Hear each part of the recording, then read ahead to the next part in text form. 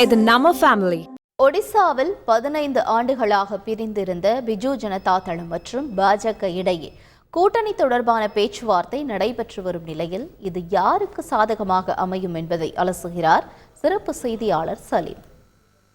மக்கள் தொகையின் அடிப்படையில் ஒவ்வொரு மாநிலத்திற்கும் நாடாளுமன்ற மக்களவையில் எத்தனை சீட் என்று ஒதுக்கப்படுகிறது. அந்த வகையில் பார்த்தா நம்ம தமிழகத்திற்கு 39, தமிழகத்தை விட ஒடிசால மக்கள் தொகை குறைவு, அதனால அங்கே 21 மக்களவை சீட்.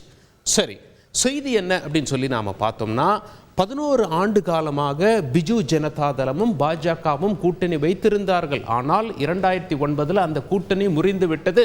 பிறகு அவர்கள் சேரவே இல்லை. 15 ஆண்டுகளாக தனித்தனியாக களம் கண்டார்கள்.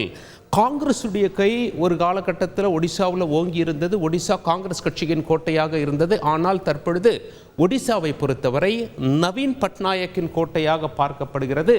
20 ஆண்டுகளுக்கு மேலாக அவர் ஆட்சி செய்து வருகிறார் தொடர்ச்சியாக என்பது குறிப்பிடத்தக்கது. சரி, பிரிந்தவர்கள் மீண்டும் சேருவார்களா என்ற பேச்சு ஊடகங்களில் அடிப்படுகிறது. காரணம் என்ன, அப்படி அடிப்பட காரணம் என்ன என்று பார்த்து விடுவோம். இவர்களுடைய உறவு மீண்டும் துளிர் விடுகிறது. இதற்கான காரணம் என்ன அப்படின்னா, மாநிலத்தில் ஸ்ட்ராங்காக இருக்கக்கூடிய பிஜு ஜனதா தளத்திற்கு இது வாழ்வா சாவா போராட்டம். ஒடிசாவை பொறுத்தவரை மக்களவை தேர்தல் நடக்கும் பொழுதுதான் அங்கே சட்டமன்ற தேர்தலும் நடைபெறுகிறது. ஒடிசாவில் காங்கிரஸ் காலப்போக்கில் காணாமல் போய்விட்டது. வாக்கு சதவீதம் குறைந்து விட்டது. பாஜக உள்ளே நுழைந்து தன்னுடைய வாக்கு சதவிகிதத்தை அதிகரித்து வருகிறது. எனவேதான் பிஜு ஜனதா தளத்திற்கு இது ஒரு வாழ்வா சாவா போராட்டம். சரி, நாடாளுமன்ற தேர்தலில் எத்தனை சீட் பாஜகவும் பிஜு ஜனதா தளமும் ஜெயிச்சிருக்காங்க? சட்டமன்ற தேர்தல்களில் அவங்களுடைய வாக்கு சதவிகிதம் என்ன என்றால் நாம் இவர்கள் மீண்டும் கூட்டணி அமைக்க காரணம் என்ன என்று தெளிவாக புரிந்து கொள்ளலாம். இங்கே பாருங்க, நாடாளுமன்ற தேர்தல் 2014 2019 ஒப்பிடுவோம். 2014 பொறுத்தவரை 20 சீட்டு கையில் வச்சு ரொம்ப ஸ்ட்ராங்காக இருந்தாங்க பிஜு ஜனதா தளம். ஆனால் 2019 8 சீட்டு கோட்டை விட்டார்கள். அவர்களுடைய எண்ணிக்கை 12ஆக மாறிவிட்டது.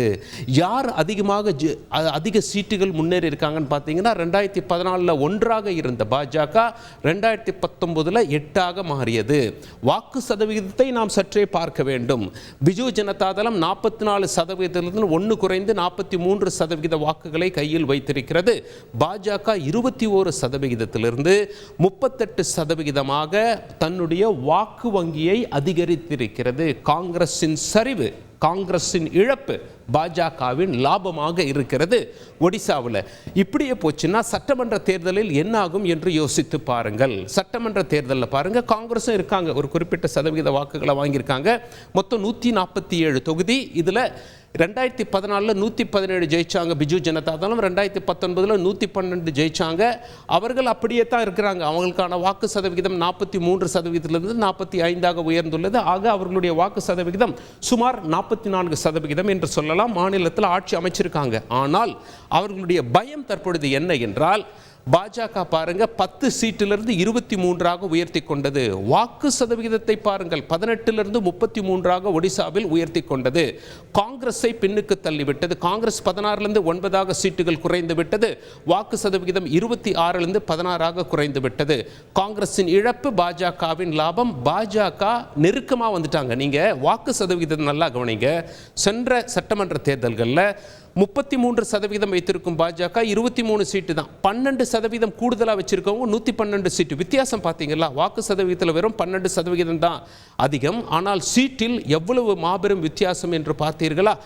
ஒருவேளை அங்கிருந்து ஒரு 6% வாக்குகள் இங்கே வந்து ஒரு 39% பாஜக பெற்று அவர்களும் 39% பெற்றால் பாஜக ஆட்சி அமைக்கக்கூடிய நிலையில் மாநிலத்தில் வந்து விடுவார்கள்.